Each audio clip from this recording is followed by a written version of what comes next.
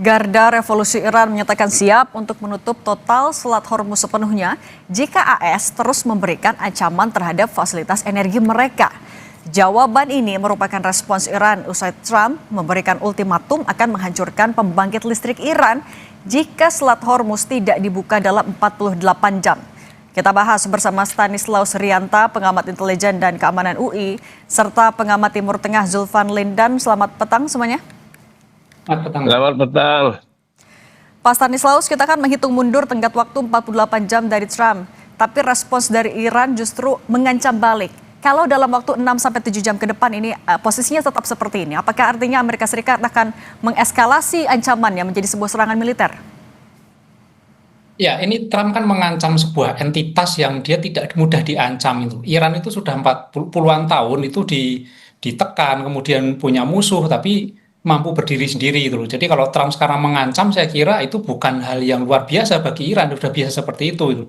Yang jadi masalah adalah ketika nanti Amerika mungkin melakukan ancaman, kemudian Trump menutup ini siap nggak dunia menghadapi ini? Karena model yang dijalankan oleh Iran itu bukan perang konvensional antar senjata dengan senjata, tidak. Ini menggunakan perang asimetris, jadi menggunakan unsur-unsur lain yang dampaknya lebih besar daripada senjata, termasuk menggunakan kekuatan Selat Hormuz ini untuk mengacaukan ekonomi dunia. Dan ini kan sebenarnya bentuk semacam push prop istilah dalam intelijen, yang perang urat saraf dan propaganda gitu. Jadi menebarkan ketakutan juga gitu. Saya melihat ketika nanti 6-7 jam kemudian Iran tetap melakukan itu, Amerika saya yakini tidak akan langsung melakukan serangan seperti yang diancam, tapi mungkin sedikit demi sedikit ya, untuk menguji apakah Iran serius atau tidak. Tapi melihat track record selama ini, Iran adalah suatu entitas yang berani dan nekat, dan dia tidak hanya modal punya senjata, tapi dia punya ideologi. Sementara Amerika adalah entitas yang persenjataan militernya sangat kuat, kemudian dia juga punya dukungan dari beberapa negara. Saya kira ini kalau head to head ya sebenarnya mempunyai kelebihan masing-masing dan cukup berbahaya sebenarnya bagi kondisi dunia saat ini. Dan artinya sebenarnya gertakan dari AS ini sudah dipahami betul oleh Iran aslinya dalam kondisi ini? Iran sudah biasa digertak Iran, jadi mereka akan siap menghadapi, dan ingat bahwa Iran itu pendukungnya banyak, masyarakatnya banyak mendukung, dan ini secara ideologis mereka punya kekuatan itu, sudah berapa kali diserang dan tetap seperti itu gitu.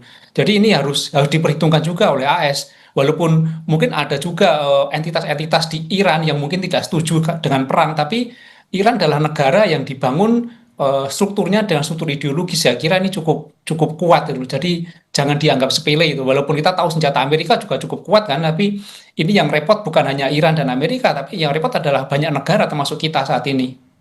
Kalau Pak Zulfan, sebenarnya kan selain mengancam akan menutup total Selat Hormuz, tapi juga Iran mengancam akan melakukan penyerangan terhadap infrastruktur energi dan teknologi informasi AS di kawasan. Ketika ini kan jadi semakin rumit, tapi Anda melihat seberapa serius rezim di bawah Mujtaba akan melakukan hal ini?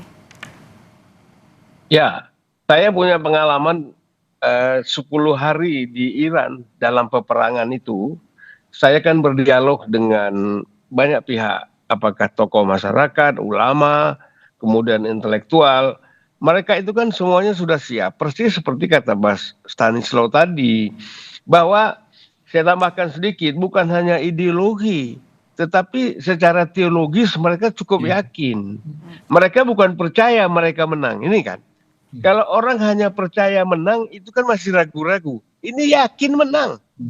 Itu masalahnya. Kenapa? Tadi sudah disampaikan, dukungan rakyat, semangat, kemudian 40 tahun mereka sudah diberikan sanksi, sudah dipojokkan. Jadi mereka 40 tahun mempersiapkan diri perang ini, bukan 1 tahun 2 tahun.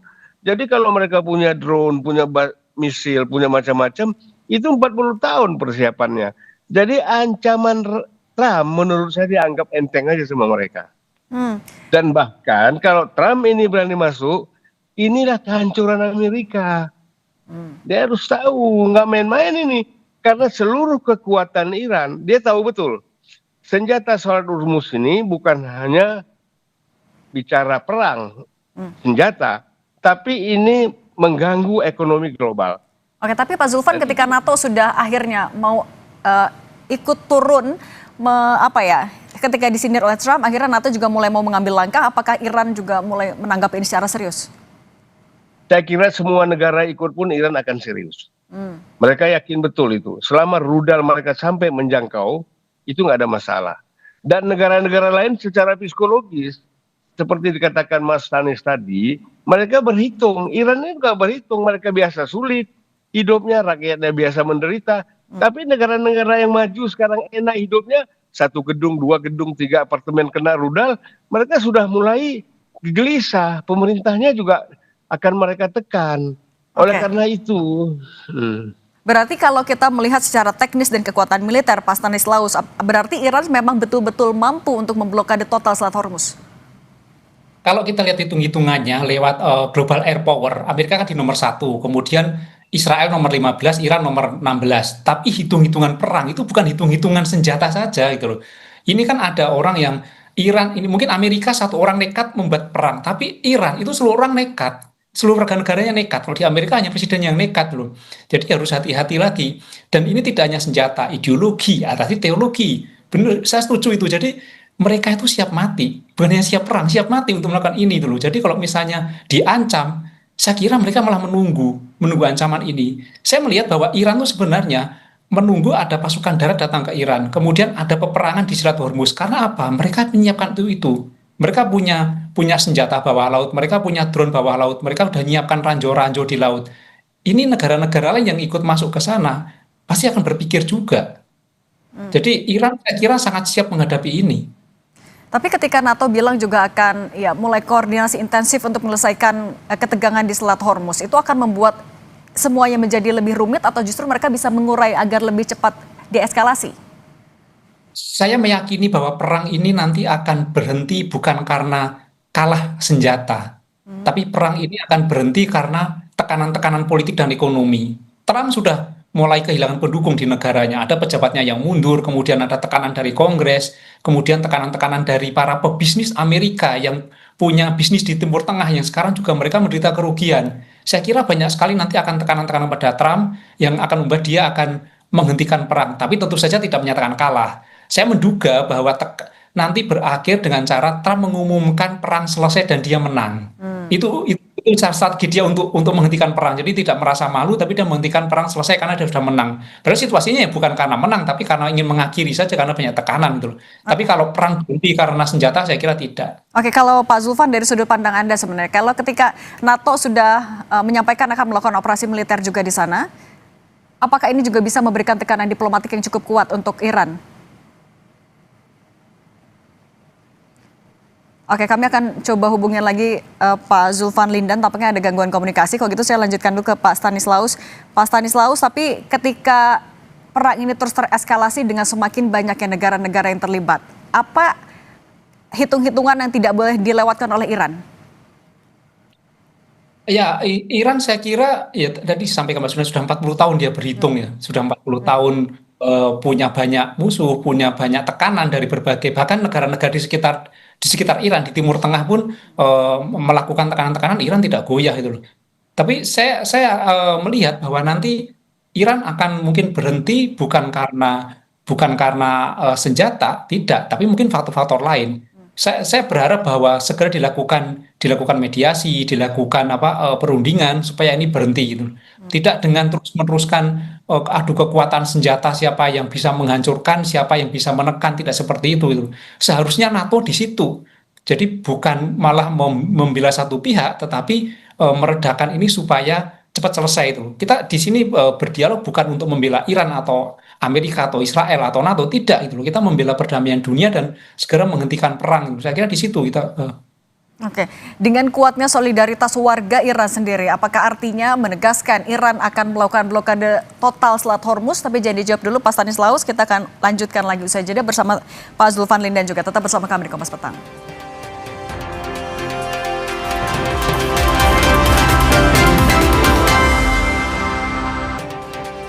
Kita lanjutkan diskusi bersama Pak Stanislaus dan Pak Zulfan. Pak Zulfan, jalur Selat Hormuz ini kan adalah jalur vital, tidak hanya untuk negara Teluk tapi juga untuk global.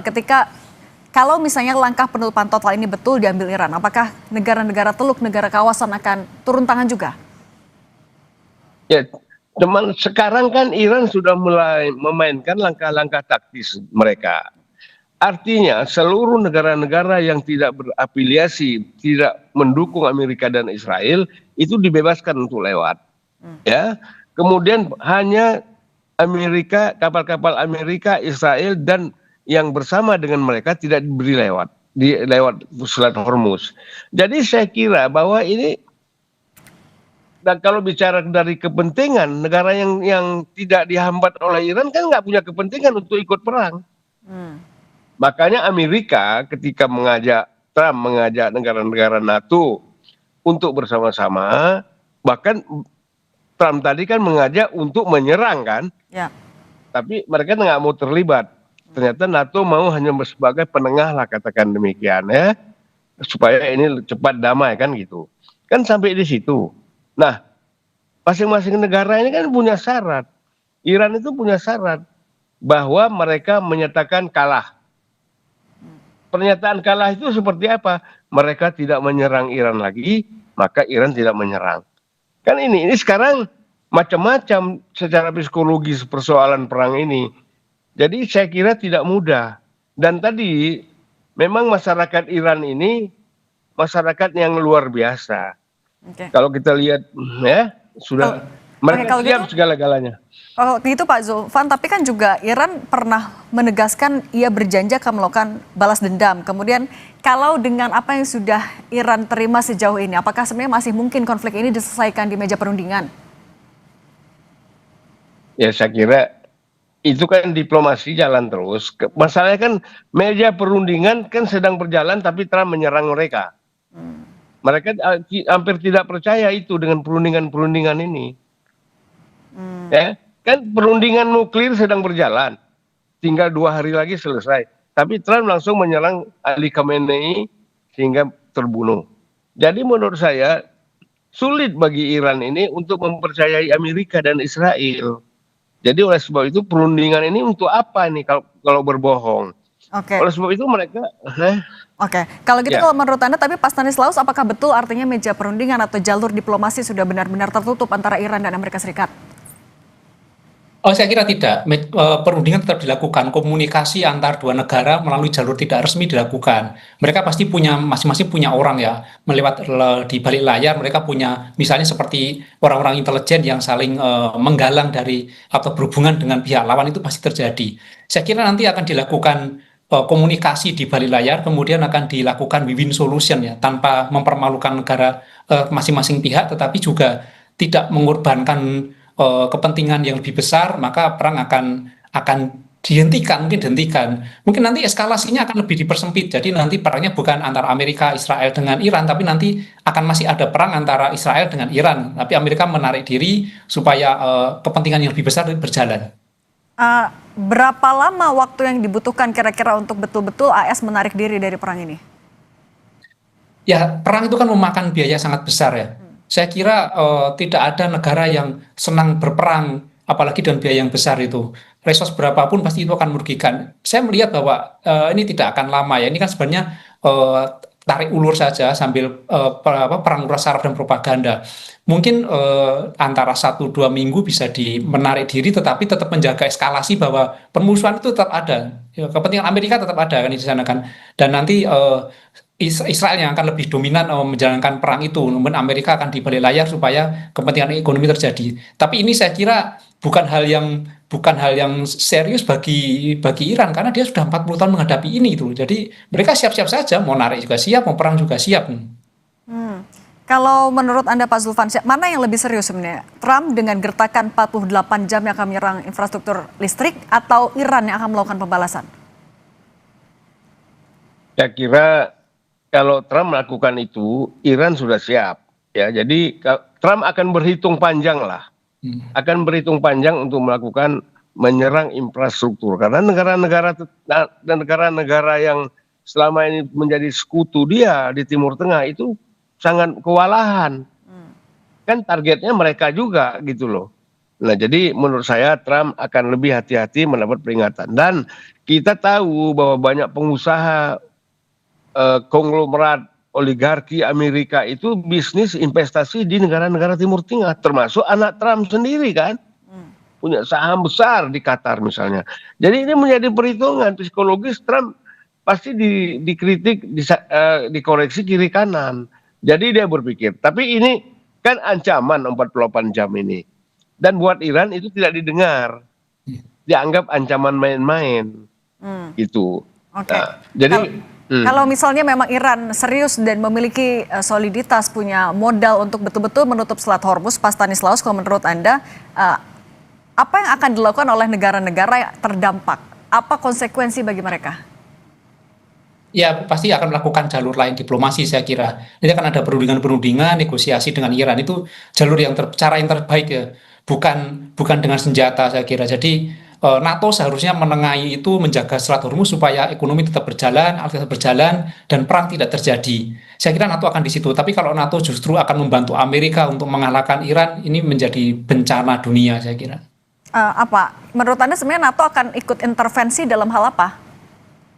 Saya kira intervensinya bukan membela Amerika kemudian menyerang Iran, tetapi untuk menjaga Selat Hormuz tetap bisa digunakan seperti sebelumnya, jadi jalur perdagangan supaya ekonomi dunia tetap berjalan. Jadi kepentingan NATO sebenarnya di situ saya lihat, bukan untuk membela Amerika untuk mengalahkan Iran.